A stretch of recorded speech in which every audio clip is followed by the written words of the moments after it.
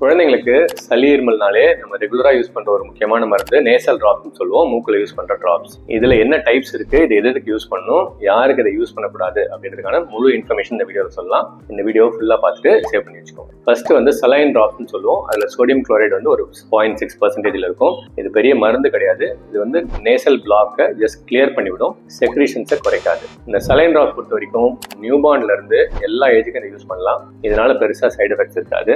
இது மெயினா ஃபீட் பண்றதுக்கு முன்னாடி கொடுத்தீங்க அப்படின்னா குழந்தைக்கு நல்லா ப்ரீத் பண்ண முடியும். ஸோ தட் ஃபீடிங் நல்லா எடுத்துப்பாங்க அண்ட் தூங்குறதுக்கு ஹெல்ப் பண்ணும். நியூபார்ன் டைம்ல இந்த கரகர சவுண்ட்லாம் இருக்கும்போது மெயினா டாக்டர்ஸ் கொடுக்குற மருந்து சலைன் டிராப்ஸ். இது இல்லாம இன்னொரு டிராப்ஸ் டீகன்ஜெஷன் டிராப்ஸ்னு சொல்லுவோம்.